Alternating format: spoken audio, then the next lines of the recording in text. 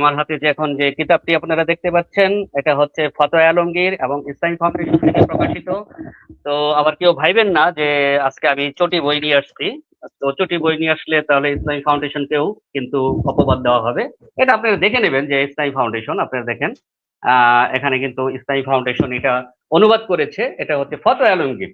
এই যে দেখেন আপনারা ফতোয়া আলমগীর, এবং এই ফতোয়া আলমগীরেরই এখানে মাসালা নাম্বার হচ্ছে, আপনার পৃষ্ঠা নাম্বার হচ্ছে 622 নাম্বার পেজে। দেখেন এখানে কি বলা হয়েছে। যদি স্ত্রীর কুমারী হওয়ার ব্যাপারে মহিলাদের সন্দেহ হয় তবে স্ত্রীকে পরীক্ষা করে দেখা হবে। দেখেন, কেউ কেউ বলেন মহিলা কুমারী না অকুমারী তা পরীক্ষা করে দেখার জন্য তাকে দেওয়ালের উপর পেশাব করার জন্য বলা হবে। অর্থাৎ ভাই আমি এগুলা বলতে পারতেছি না, তারপর আপনারা বুঝে নেবেন। আমি জানি না এটা ধরন কিভাবে হবে, এটা বসে হবে না দাঁড়িয়ে হবে নাকি বিক্ষিপ্ত হবে হবে আপনারা এটা বুঝে নেবেন। আচ্ছা, তারপরে হলো যদি দেওয়ালের উপর নিক্ষেপ, এই যে দেখেন এখানে কিন্তু তাই বলা হচ্ছে, যদি দেওয়ালের উপর নিক্ষেপ করে, অর্থাৎ সে আসলে বসে নিক্ষেপ করবে না দাঁড়িয়ে নিক্ষেপ করবে। এই ভাষাগুলো আসলে যেহেতু এটা ফতোয়াতে এসেছে আমার কিন্তু বলতে আমি কিন্তু বাধ্য হচ্ছি।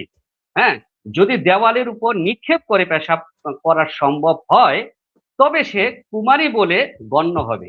খুবই ইন্টারেস্টিং মাসালা, এবং খুবই একটা পিকুলিয়ার মাসালা।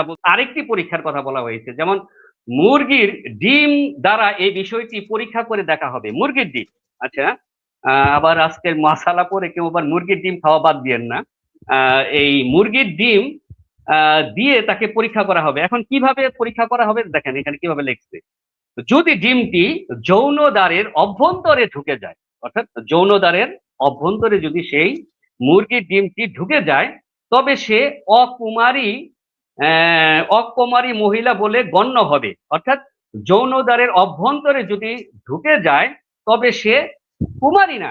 আর যদি ডিম, চিন্তা করে দেখেন, আর যদি ডিম যৌনদ্বারের অভ্যন্তরে না ঢোকে তবে সে কুমারী বলে গণ্য হবে। খুবই মারাত্মক মাসালা, খুবই ইন্টারেস্টিং মাসালা। এখন আমি আপনি আপনাদেরকে একটু কথা বলতে চাই যে এটা এই ধরনের মাসালা কোরআন কি কখনো নির্দেশ দিয়েছে? উত্তর জবাব নাই। এটা কি হাদিসে কখনো এভাবে কখনো এসেছে এই ধরনের মাসালা? জবাব নাই। কোন সাহাবি, কোন তাবি, কোন তাবিঈনগণ তারা কি এভাবে কখনো পরীক্ষা করেছে? আমাকে তো বলতে হবে যে ঠিক আছে কোন সাহাবি, কোন তাবি কিংবা আল্লাহ রাসূলের জামানায় এই ধরনের কোন পরীক্ষা হয়েছে।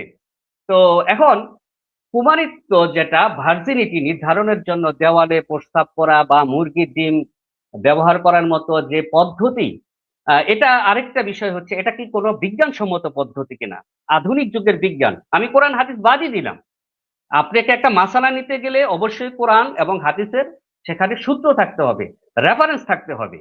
এখানে কোরআন হাদিসের কোনো সূত্র নেই, কোনো রেফারেন্স নেই। তাহলে এই মাসালাটা এই গ্রন্থে আনার প্রয়োজনীয়তাটা কেন ছিল? আমার প্রশ্ন হলো এটা, হানাফি মাযহাবী গ্রন্থে কেন এই মাসালাটার প্রয়োজন বোধ তারা করলো যে এইভাবে পরীক্ষা করো ওইভাবে পরীক্ষা করো, ডিম দিয়ে থেরাপি দিয়ে পরীক্ষা করলো, যার কোনো কোনো বৈজ্ঞানিক কোনো ভিত্তি নেই, যার কোনো কোরআন এবং হাদিসের কোনো রেফারেন্স নেই, যে সেখানে কোনো সূত্র নেই, কোনো সাহাবী তাবিঈনদের এবং পরবর্তীতে যারা ইমাম এসেছে সম্মানিত ইমাম তারাও এই ব্যাপারে কোনো এই ব্যাপারে এই ধরনের পরীক্ষার কথা তারা বলে নাই।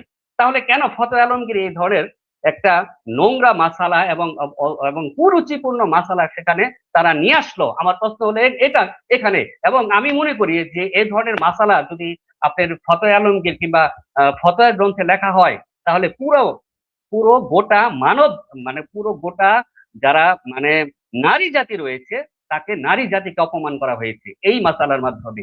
পুরো নারী জাতিকে ডুবিয়ে দেওয়া হয়েছে এই হানাফি মাযহাবের এই রকম অশ্লীল ফতোয়া দিয়ে। এটা হলো এক। আর দুই হচ্ছে ইসলাম।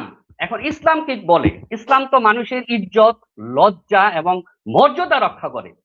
এই মাসালার মাধ্যমে কি ইসলামের মানুষের নারীদের কি ইজ্জত রক্ষা হয়, না লজ্জা রক্ষা হয়, না তাদের কোনো মর্যাদা রক্ষা হয়? কোন নারীর সতীত্ব প্রমাণের জন্য তার যৌনাঙ্গে তার ডিম প্রবেশ করে দিতে হবে এমন নির্দেশনা আসলো এই এই ফতোয়া কিতাবে? এটা তো কোনোভাবেই এটা মানে কোনোভাবে শরীয়ত সম্মত না।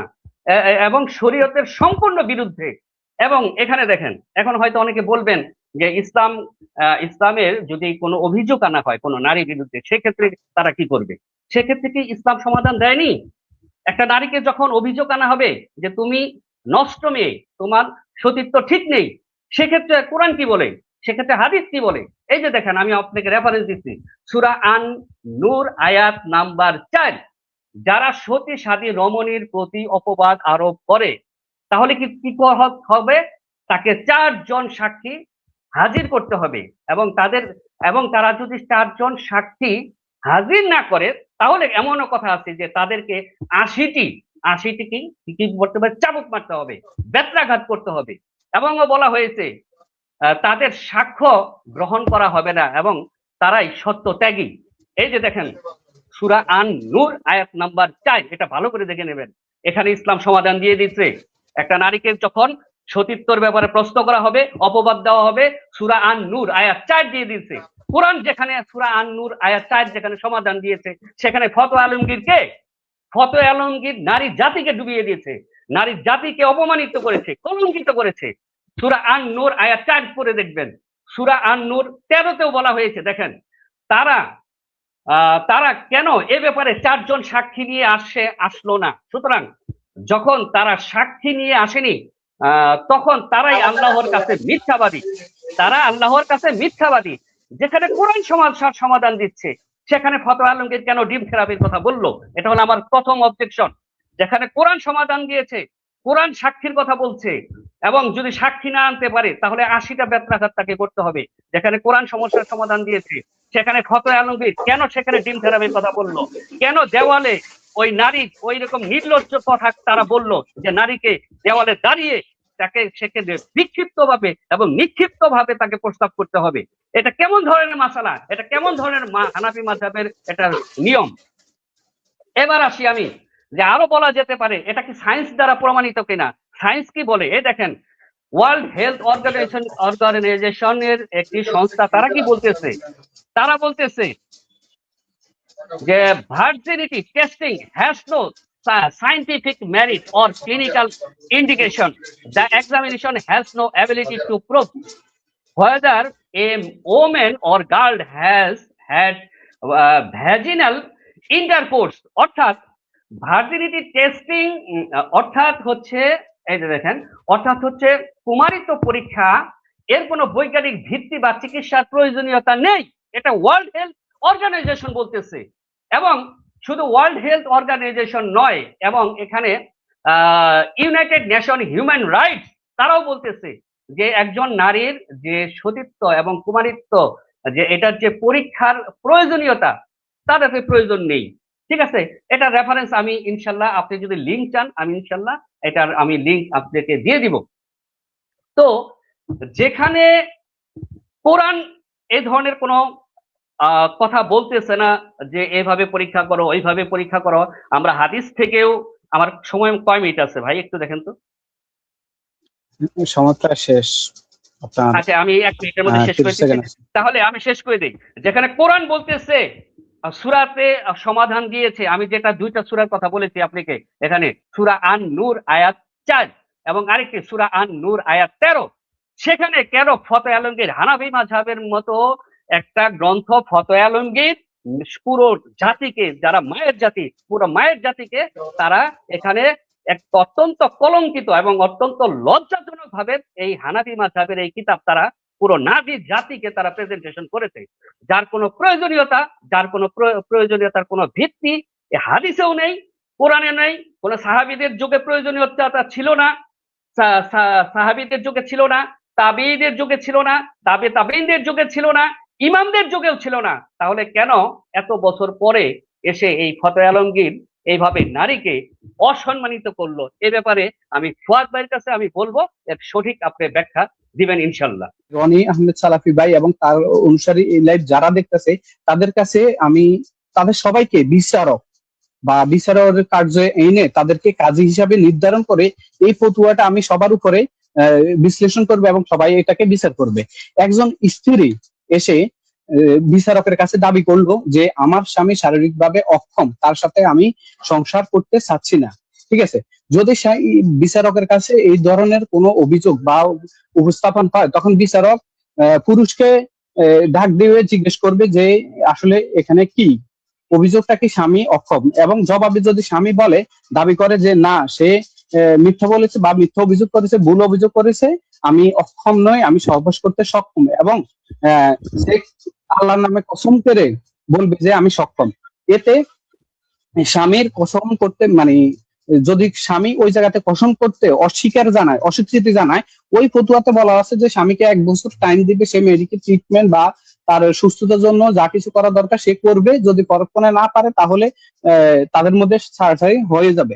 এবং পরক্ষণে যদি স্ত্রী নিজেকে দাবি করে যে আমি আম, এই, আমার স্বামী যে কথাটা বলছে বা যে ইয়েটা করছে, আহ, স্ত্রী কুমারী বা কুমারী এই ধরনের দাবি করে, তাহলে তা ওই মহিলার মধ্যে মানে ওই বিচারকের মাধ্যমে একজন মহিলাকে নির্ধারণ করে ওই মহিলার যে কথা বা যে তথ্য দিয়েছে যে সে আসলে স্বামীর কথা সত্য কিনা এটা বিচার করার জন্য, তখন একজন মহিলা তারকে মহিলা দিয়ে তাকে পরীক্ষা করাবে।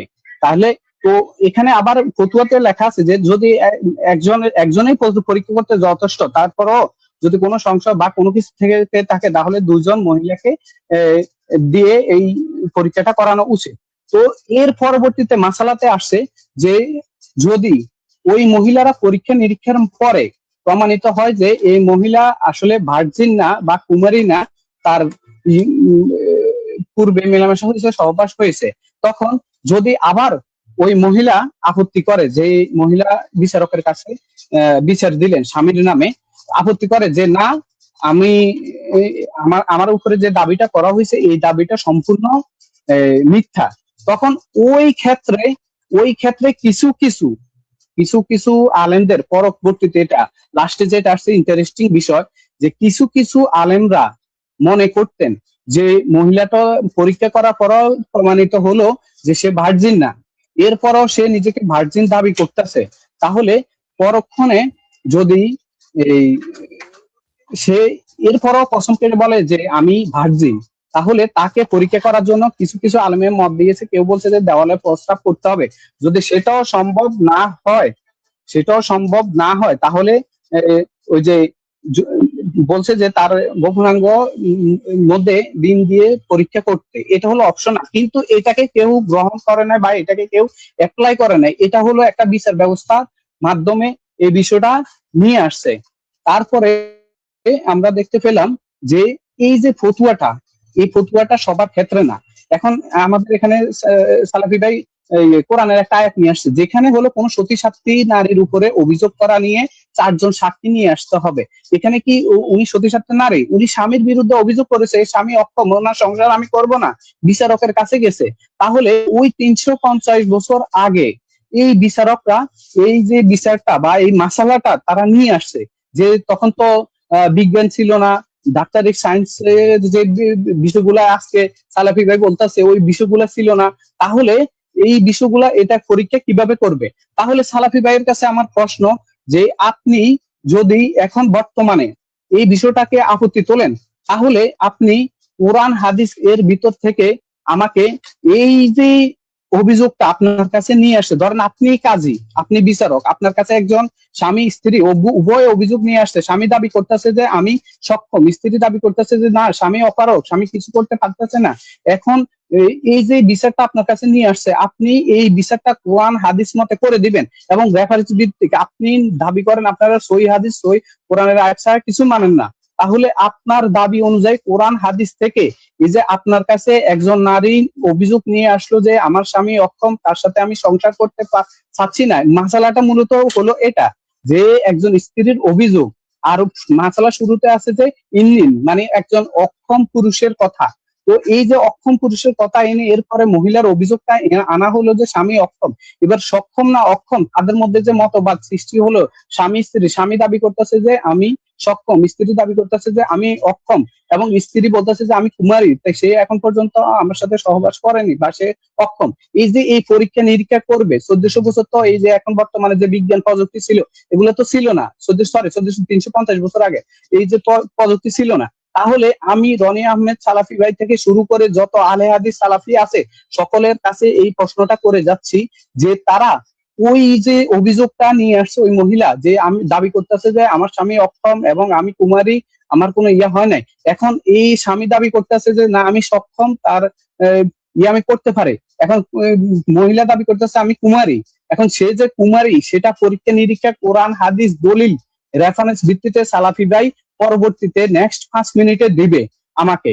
ঠিক আছে, এর বাহিরে যুক্তি ব্যাখ্যা কোনো কিছু আমি নিব না, কোরআন হাদিস থেকে এই মাসালাটার সঠিক ব্যাখ্যা দিবে। আমি আসলে যে সময় নিচ্ছি এই সময়ের আগে আমি শেষ করে দিচ্ছি। প্রত্যেক সালাফি এবং প্রত্যেক আহলে হাদিস ভাইয়ের কাছে যার তারা যে নাস্তিকদের মতো চেরি পিকিং করে আসলে নাস্তিকদের সাথে এই বিষয় নিয়ে আলোচনা করতে হয়েছে, দুঃখের বশত এখন একজন মুসলিম ভাইয়ের সাথে এই বিষয় নিয়ে আলোচনা করতে আসছে। তারা মাসালার পূর্ণাঙ্গ অংশ কেটে দিয়ে লাস্ট যে কেউ কেউ ওখানে মাসালাতে বলা আছে, কেউ কেউ মনে করেন, কেউ কেউ বলতেন যে এইভাবে করতে পরীক্ষা বা ওভাবে করতে, কিন্তু মাসালার আগে বলা হয়েছে যে একজন মহিলা দিয়ে পরীক্ষা করতে, যদি একজনই যথেষ্ট পরীক্ষা করার জন্য, তারপরেও যাতে কনফিউশন না থাকে দুইজন মহিলার কথা হয়েছে, মহিলা দিয়ে পরীক্ষা করার কথা হয়েছে। সেই জায়গার মধ্যে ওই মাসালাটারে কাটছিট করে এনে নাস্তিকরা যে অংশটুকু প্রচার করে আমাদের সালাফিতে সেই অংশটুকু প্রচার করে। আশা করি আমার প্রত্যেক সালাফির ভাইয়ের কাছে এই মাসালাটা সম্পর্কে কোরআন হাদিস রেফারিং ভিত্তিক তাদের কাছে যদি এই অভিযোগটা আসে বিজ্ঞান প্রযুক্তি কোনো কিছু নেই ওই সময়কালে, তাহলে তারা এই মাসালাটার সমাধান কিভাবে দিবে। এবং আমাদের বাংলাদেশ রাষ্ট্র পরিচালনা হইতে গেলে রাষ্ট্রীয় একটা নীতি নীতি আছে, নির্ধারণ আছে, আইন আছে, কানুন আছে। মুসলিমরা চলতে গেলে মুসলিমের একটা নীতি আছে, আইন আছে, কানুন আছে। এখন কোরআন এবং হাদিসের সমন্বয়ে আমাদের ওই ফতোয়াগুলো নির্ধারণ হয়। এখন যদি আমি সালাফি ভাইকে জিজ্ঞেস করি সূরা নিসার 11-12 নাম্বার আয়াতের মাসলা আপনি করে দেন, আপনাকে আমি 1 বছর সময় দিলে আপনি করে দিতে পারবেন না, সম্পত্তি বন্টন বা রাজনীতি, ঠিক আছে, দিতে পারবেন না। এগুলার আপনি মনে করেন যে কিছু আছে ফতুয়া ইজতিহাদি মতামত, বড় বড় আলেমদের মতামত, তার মধ্যে ফতুয়া গুলা নির্ণয় হয়েছে। এই ফতুয়া গুলার কাটছিট করে আপনারা মিথ্যা প্রচার করতেছেন, মিথ্যা প্রচারণা করতেছেন, আংশিক অংশ কেটে দিয়ে বাকি অংশ আপনারা প্রচার করতেছেন না। যেই কাজ করেন আজ থেকে সেই কাজ করেন আপনারা, খুবই দুঃখজনক ভাই। আচ্ছা ঠিক আছে, আমার সময় আমি শেষ করলাম। আপনি বলেন আমার এই অভিযোগটা নারী আপনার কাছে করেছে, আপনি এখন কোরআন হাদিস অনুযায়ী এটা সমাধান দিবেন, কোনো বিজ্ঞানী যেতে পারবেন না। আপনার সময় শেষ হয়েছে? জি আমার সময় শেষ হয়েছে। আচ্ছা, তো প্রিয় দর্শক, যখন আমি এই ডিম থেরাপির কথা যখন আমি ইতিপূর্বে অনেক পোস্ট দিয়েছিলাম, তখন এই যে হানাফি অনেক ভাইয়ের আছে অনেক গালাগালি করেছিল আমাকে। এই ধরনের রেফারেন্স কিন্তু হানাফি মাযহাবে কিতাবে নাই। এরা সমাজে ফেতনাবাজ, এরা ইহুদি খ্রিস্টানদের দালাল। এটা কিন্তু হানাফি সমাজ কিংবা যারা বিশেষ করে পড়াশোনা করে না, মানে হানাফি সমাজে যারা হানাফি মাযহাব মেনে চলে, তারা কিন্তু এটা বিশ্বাসই করতো না যে এই ধরনের মাসালা আছে। মানে ডিম থেরাপি কিংবা দেওয়ালে প্রস্তাব নিক্ষেপ, এগুলি যখন আমরা আলোচনা করি তখন আমাদেরকে গালিগালাজ করা হতো। হ্যাঁ, যে না এই ধরনের কোনো মাসালা নাই, এরা হলো মানে সম্পূর্ণ মিথ্যুক। আজকে প্রিয় দর্শক, আপনারা হানাফি মাযহাবেরই একজন স্টাডি, এবং আপনারা জানেন যে ফুয়াদ ভাই সেদিন নিজেই বললেন যে তিনি নাস্তিকদের সাথে ডিবেট করেন এবং এই বিষয়গুলো নিয়ে পড়াশোনা করেন। তিনি নিজের মুখেই কিন্তু এই মাসালাটাকে প্রথমত স্বীকৃতি দিলেন, তিনি কিন্তু স্বীকার করে নিলেন হ্যাঁ যে হ্যাঁ এই মাসালাটা আছে। কোথায় আছে? এই যে হানাফি মাযহাবী গ্রন্থ ফতোয়া আলমগীরিতে আছে। এটা কিন্তু অনেক বড় একটা কিতাব হানাফিদের। হ্যাঁ, তো তিনি এখন বলতেছেন তার আপত্তিটা হচ্ছে এখানে দুইটা পার্ট রয়েছে। একটা হলো ইন্নিন, ইন্নিন যেটা বোঝায় মানে যা সরকারি মানে সরি, মানে সরাসরি খাস বাংলায় যেটাকে বলা হয়। হ্যাঁ, ইন্টারাপ্ট করতে পারি? না না, আমি 5 মিনিট শেষ করি। হ্যাঁ, যে এখন যে ইন্নিন বলতে এখানে বোঝায় কি যে ধ্বজভঙ্গ। হ্যাঁ, তো প্রথমে তো এটা তো ভাই ধ্বজভঙ্গের প্রথম মাসালা। এই ধ্বজভঙ্গের সাথে আপনি এখানে একজন যদি পুরুষ নারীকে যদি বলে দাবি করে যে সে ধ্বজভঙ্গ, সে সেক্স মানে যৌন ক্ষুধা মিটাতে পারে না, তাই বিচারকের কাছে সে যাবে এবং বিচারক তাকে 1 বছর সময় দিবে। তো এটা হলো একটা পার্ট, এই মাসালার একটা পার্ট। কিন্তু আমার প্রশ্ন হচ্ছে যে এই পার্ট এমন কি যে এই পার্টের সাথে সম্পৃক্ত? এখানে তো খুবই স্পষ্ট বলা হচ্ছে যে যখন দ্বিতীয় পার্টে, এই মাসালার দ্বিতীয় পার্টটা হচ্ছে, যদি কুমারিত্ব প্রমাণ করতে যায় তখন কি করতে হবে? তাকে ডিম থেরাপি দিতে হবে। আমার আপত্তি তো সেখানে। ভাই, আমার ওই ধ্বজভঙ্গকে কে যৌন ক্ষুধা নিবারণ করতে পারে না, যৌন চাহিদা নিবারণ করতে পারে না, সেটা নিয়ে তো আমার এখানে আপত্তি না। আমার আপত্তি হচ্ছে সিস্টেমের, এই মাঝাবি গ্রন্থের যে একটা সিস্টেমের কথা বলা হয়েছে এখানে, যে কুমারিত্ব পরীক্ষা করতে হবে কিভাবে? ডিম থেরাপি দিয়ে। ডিম যদি যৌনাঙ্গের ভিতরে ঢুকে যায়, হ্যাঁ, তাহলে সে কুমারী, সে সে অকুমারী, তার তার সতীত্ব নেই। আর যদি না ঢুকে, ডিম, তাহলে সে কি? কুমারী। তাহলে আপত্তিটা তো আমার সেখানে, কিন্তু এই পদ্ধতিটা কেন আনলেন এখানে? এখন আপনি আমাকে জবাব চেয়েছেন যে তাহলে যদি আমরা এটা আমরা একটা পদ্ধতি, হানাফি মাযহাবে এটা আমরা একটা পদ্ধতি আবিষ্কার করেছি, এর কোনো বৈজ্ঞানিক ভিত্তি আছে? আপনি বলেন যে এই ডিম থেরাপি, এটার কোনো বৈজ্ঞানিক ভিত্তি আছে? অথবা এই এই ডিম থেরাপি দিলেই এই মেয়েটা কুমারী না অকুমারী এটা প্রমাণিত হয়ে যাবে, আর ওই দাঁড়িয়ে প্রস্তাব করলে সেটাকে নিক্ষিপ্ত হবে না বিক্ষিপ্ত হবে, সে সেটা দিয়ে নারীকে কুমারিত্ব পরীক্ষা করানো যাবে? অসম্ভব। আশ্চর্য হয়ে গেলাম, এটা কোন ধরনের পিকুলিয়ার মাসালা? এটা কি আদৌ সম্ভব নাকি? এমনও তো হতে পারে যে এটা ভুল প্রমাণিত হয়ে গেছে, তখন কি হবে? ওই মেয়েটার কি হবে? ওই মেয়েটার, যে মেয়েটার কথা বলা হচ্ছে, যে যদি আহ, আপনার কি বলে, ডিম যৌনাঙ্গের ভিতরে যদি না ঢুকে সে কুমারী, আর যদি ঢুকে যায় সে অকুমারী, এটা কোনো মাসালা হইলো নাকি? এভাবে কি কোনো নারীর কি সতীত্ব পরীক্ষা করা যায়? আবার বলা হচ্ছে বিক্ষিপ্ত প্রস্রাবের কথা। এইভাবে এটা কোনোভাবেই, এটা এরকম একটা নোংরা এবং একটা ফালতু এবং একটা জঘন্য একটা মাসালা। এটা কোনোভাবে এটা বৈজ্ঞানিক সম্মত না, এবং এটা কোরআনেও কোথাও এভাবে বলা হয়নি, হাদিসেও কোথাও বলা হয়নি। কেন, সাহাবীরা কি এই ধরনের সমস্যা ফিল করেছে? আল্লাহ রাসূলের জামানায় কি এই ধরনের সমস্যা তারা কি দিয়ে যেতে পারে নাই? আল্লাহর কিংবা সাহাবীদের যুগ, তাবিঈদের যুগ এবং বড় বড় ইমামদের যুগ, তারা কি এভাবে পরীক্ষা করেছে? আপনি বলেন যে যে তারা এইভাবে তারা পরীক্ষা করেছে, এইভাবে তারা নারীর সতীত্ব পরীক্ষা করেছে, তাহলে আল্লাহ রাসূলকে কি আপনাকে ব্লেম দিবেন? আল্লাহ রাসূলের আনিত বিধান অপূর্ণাঙ্গ, একটা নারী কুমারী না অকুমারী, এই ব্যাপারে কি আল্লাহ রাসূল কি ব্যর্থ? এই ব্যাপারে কোনো কি কোরআন হাদিসে কি কোনো সমাধান নেই? এজন্য কি আমাকে ডিম থেরাপির আশ্রয় নিতে হবে? তারপরে দেওয়ালে প্রস্তাব নিক্ষেপের যে ব্যাপারটা, এখানে আশ্রয় নিতে হবে? আমি ধরেন যে আপনার মেয়ের কথা আমি বলি, যে কোনো মেয়ে আপনার কেউ আপনার মেয়েকে যদি ব্লেম দেয় যে আপনার মেয়ে কুমারী নয়, তার ভার্জিনিটি নষ্ট হয়ে গেছে, তখন কি আপনি এই এই এই ফতোয়া আলমগীরের এই ফতোয়া অনুযায়ী সেটা আপনার দিবেন? টাইম, আপনি না, আমি 6 মিনিট আমি নিছেন। আপনাকে সময় দিব, অথবা ধরেন আচ্ছা, ঠিক আছে। আপনার মেয়েকে আমি একটু শেষ করি, আমি আপনি সময় পাবেন।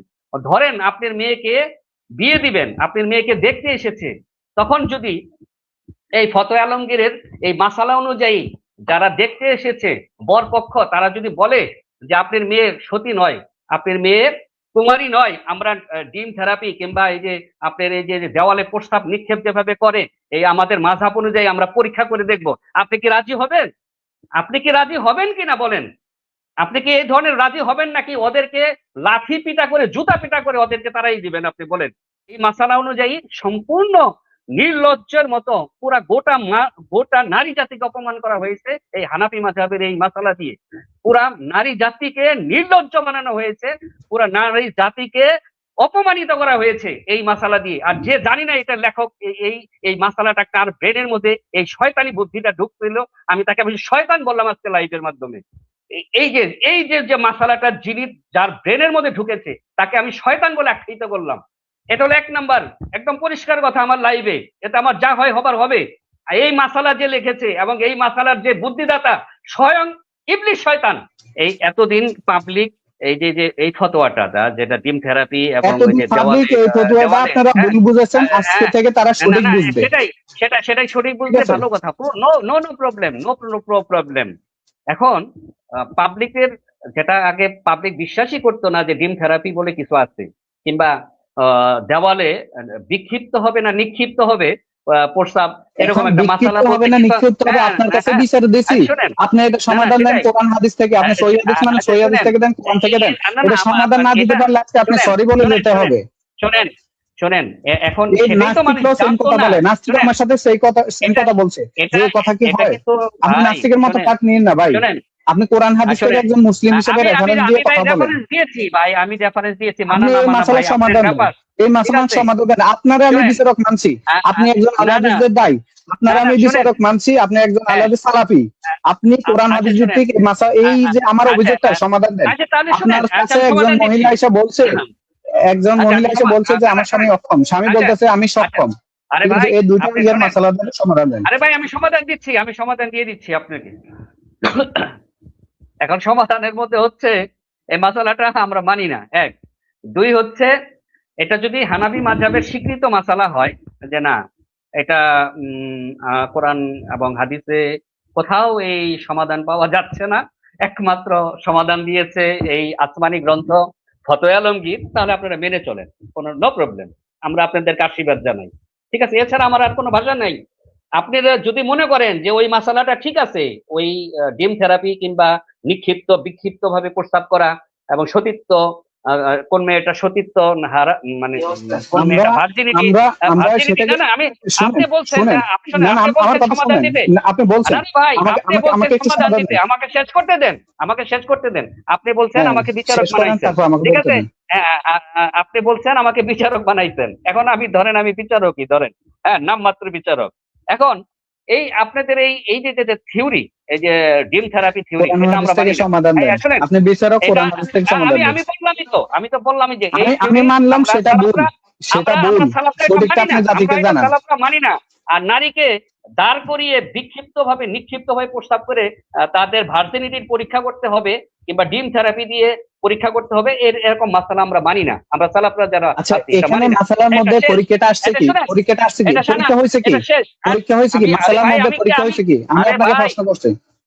না, আপনি আপনি কিন্তু মিথ্যাচার আমাকে করতেছেন তো, সমাধান এটা দিতে বলছে কেউ বলছেন। কেউ মনে করতো, না না কেউ আচ্ছা কেউ আপনি মনে কিন্তু করতো, সমাধান, মনে আপনি কিন্তু কারো মনে বলেছেন, করতো কিন্তু রেফারেন্স না। আহ, একটু আগে কিন্তু আমাকে বললেন যে আপনি এর সমাধান দেন, এখন এইটাই তো আমি বলতেছি যে তাহলে সেক্ষেত্রে সমাধান যদি কোরআন এরকম হাদিস থেকে হয়, দিচ্ছেন, আমি না আপনাকে না ইন্টারাপ্ট করবো? হ্যাঁ কোরআন হাদিস থেকে তাহলে না দিলে আমি আপনাকে আচ্ছা ইন্টারাপ্ট আচ্ছা করবো? ভাই শোনেন ধরেন যে আপনি তো আপনি কোরআন হাদিস থেকে মানেন না, না না না ভাই আপনি ফতুয়া এখন বাদ দেন, তাহলে আরে আপনি ভাই এটা আমার সমাধান আরে করে ভাই দেন। আমি তো বললামই যে আপনার মাসালা অনুযায়ী আপনি আমল করেন, আমার কোনো সে নাই, কোনো আপত্তি নাই, আপনাদের হাতে কি বলে ফতোয়া আলমগীর তাহলে অনুযায়ী সেটা যে নিয়ে আপনি মাসালা, মিথ্যাচার কেন না করবেন না বলেন? সে এখানে লাইভের মধ্যেও আপনি কোরআনের আয়াত আরে বিকৃতি শুনেন, করলেন, ভুল ব্যাখ্যা দিলেন, এবং আমি তো বললামই পুরো ভাই, পুরো ফতুয়া আপনি আরে ভাই আপনি আমল উল্টো বললেন। করেন, আপনি এই অনুযায়ী আপনি আমল করেন, নো নো অবজেকশন, আজকে থেকে আজকে আমরা কোনো অবজেকশন দিব না, আমরা জানবো যে হানাফি মাযহাবের অনুসারীরা এটা অনুযায়ী আমল করে, এটা ঠিক আছে মাসালা, ঠিক আছে? আর এর থেকে তো বড় সমাধান আমার কাছে নাই, আচ্ছা, আমল করেন, আপনার কথা শেষ হয়েছে? আমল করেন।